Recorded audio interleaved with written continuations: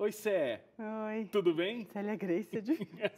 Fica meio com medo. A gente é muito amigo, sabe, gente? Então vai ter umas coisas assim, tem que falar Célia Grace. Vou falar Celinha, né? Porque, na verdade, o mundo todo te conhece Celinha. É, o mundo todo. Não, todo mundo te conhece como Celinha, Sim, né? sim. O legal da gente conversar aqui é o seguinte. Você produziu coisas gigantescas e a gente vai falar desses eventos enormes que você participou, produziu, dirigiu muitos deles. Mas muito do nosso público é o público cristão, que inclusive produz eventos numa escala menor, dentro da sua igreja, dentro da sua própria família, né? Tem um aniversário, tem um chá de bebê, tem enfim. E as coisas desses eventos, às vezes, elas são parecidas. As proporções são muito diferentes, mas são passos parecidos. O que você elegeria como sendo, sei lá, 3 passos indispensáveis para qualquer pessoa que vai produzir um evento? O que ela tem que pensar? Olha, eu acho que a primeira coisa ela tem que pensar por que ela está fazendo aquilo. O objetivo. O objetivo, né? Tem que ter essa pergunta, para que eu estou fazendo? Por que eu estou fazendo isso? Porque isso é importante em todas as instâncias, na minha opinião. Tem que ter um significado, né? Tem que ter uma razão para fazer. E depois ela precisa pensar no trajeto todo. Porque às vezes a gente esquece de pensar desde quando a pessoa sai de casa, né? Tipo, vou dar um exemplo. A gente quer fazer um aniversário. A gente vai falar, ok, a gente vai mandar o convite para a pessoa. A pessoa sai de casa e ela vai parar o carro dela onde? Ela vem de ônibus, ela vem a pé, como é que ela vem? Se ela chegar de carro, aonde vai ficar o carro? Aí ela entra por onde? E o terceiro é quando termina, tem que devolver tudo, tem que fazer tudo.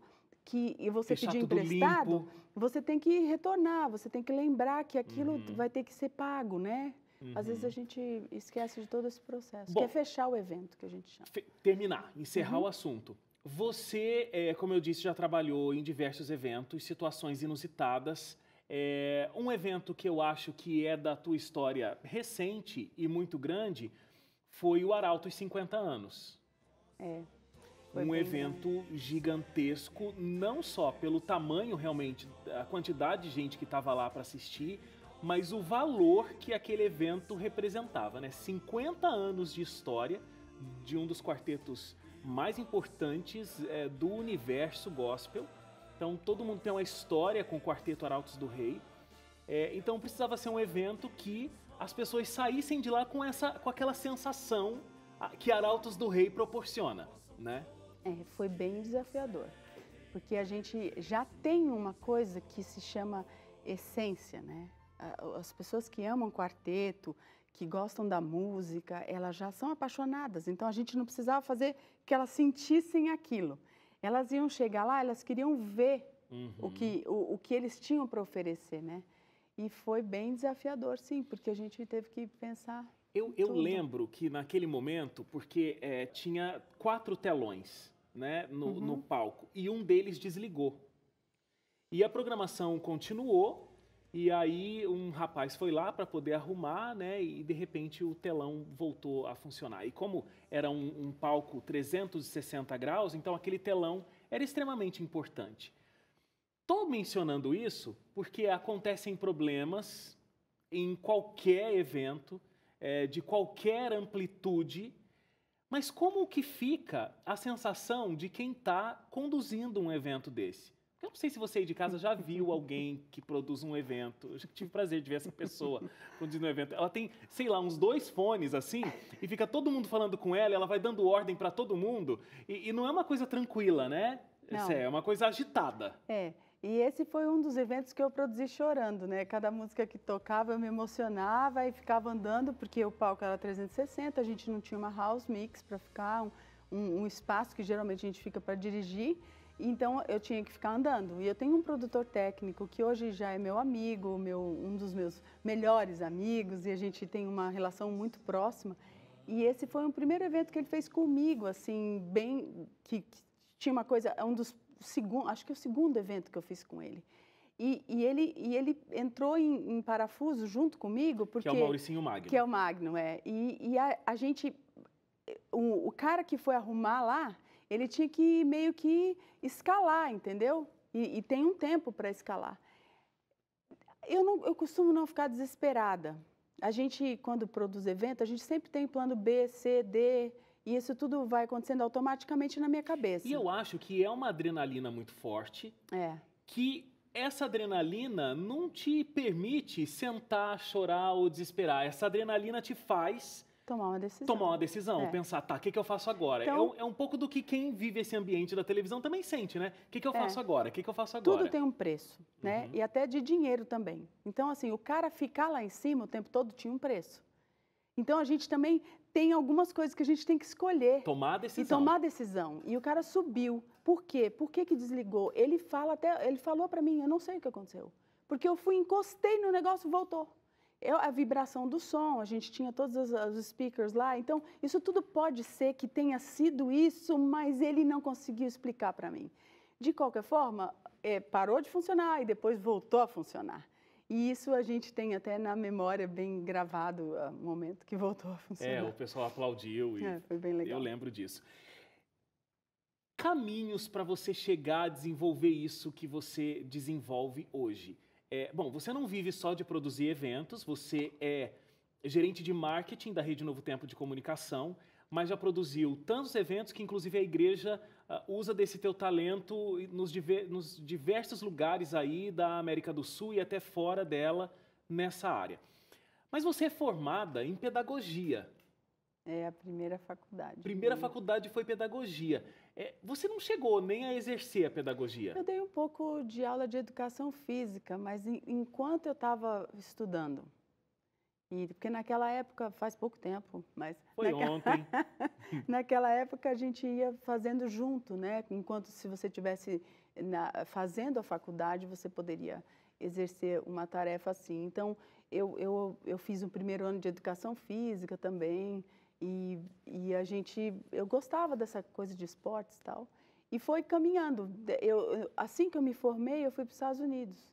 E foi lá que você acabou trilhando mais esse caminho. Porque eu fiz um propósito comigo mesmo e com Deus. Eu fico aqui, eu sou babysitter, eu faço todas as coisas que qualquer estrangeiro faz naquele país, mas eu não vou parar de estudar. Eu precisava estudar. Então, eu comecei a estudar inglês e eu fui fazendo. Fui indo de uma faculdade para outra, fiz no Community College ali, onde eu morava, e daí fiz em uma outra faculdade de produção, e fui estudando. Essa faculdade... Towson State University, e todas as coisinhas que eu podia fazer, e que hoje poderia chamar de cursos, que a gente faz em 2, 3 anos, eu fiz. Você fez um curso de produção que era para produção em rádio, televisão, cinema... E, sei eventos, lá, show ao vivo. Show ao vivo, que tinha uma coisa de selo musical também. Isso. Né? Administração de carreira musical. Music business, também tinha esse... Que a gente, sei lá, traduz... Não tem aqui, como... produção executiva. Produção executiva, ok. Foi lá que te despertou o interesse de você falar, ok, pedagogia é legal, porque eu sei que você gosta muito da área, não é uma coisa que você fez e... Por que eu fui me meter nisso? É uma coisa que você gosta. Eu gosto muito. Mas eu acho que lá nesse curso você acabou descobrindo realmente a essência Célia Grace. Eu não vou mentir, não. Eu não descobri. Meu professor me descobriu. Foi muito engraçado, porque ele num momento de uma sala de aula, ele falou assim, eu queria voluntários para fazer um negócio, que ninguém sabia o que era. E ele falou, não vou falar o que eu quero voluntários. Você vai ter que passar uma semana sem ganhar, porque lá, quando a gente não trabalha, a gente não ganha. Você tem que se voluntariar. Eu fui a primeira pessoa a levantar a mão, porque na minha visão, se eu não fizesse de graça, fizesse de novo, me oferecesse, claro, eu nunca ia conseguir aprender. Então, ele falou, mas tudo bem, vai ser tal data, você vai pedir dispensa do trabalho? Eu falei, eu vou. E eu punha gente para trabalhar no meu lugar e fazia as coisas que precisavam ser feitas. E, no fim, era um negócio tão legal de fazer. Tudo bem, eu limpei cadeira, eu fiz peguei um checklist das pessoas e autorizei caminhão a entrar e sair. Não tinha nada de importante que eu estava fazendo. Mas eu participei de um negócio que foi muito legal para mim, para expandir a minha visão. E o que foi? Segunda posse do Clinton. Então, assim, quem fui eu? Fui uma pessoa que limpou as cadeiras. E eu sei que você foi... Porque, assim, tudo bem, você está falando que limpou as cadeiras e checklist lá das atividades e tal, mas você, de fato, estava no staff da produção do evento da segunda posse do Clinton.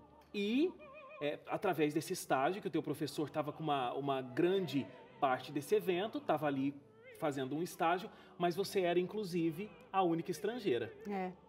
Foi a única estrangeira naquela semana que participou. Que tinha um radinho. Tinha um radinho que conseguia falar inglês com sotaque com as pessoas. E eles buscavam a gente. Então, conforme o tempo vai passando, você vai compreendendo o que é que Deus espera de você. Porque, para mim, eu fui muito me arrastando, sabe, para os pés do Senhor. Não era assim, não é muito fácil. Para mim, as coisas com Deus foram sempre assim. Eu o tempo todo em combate. O tempo todo eu caía e pedia para Ele me levantar, ia de novo. E assim, por que você está me levando? Por quê?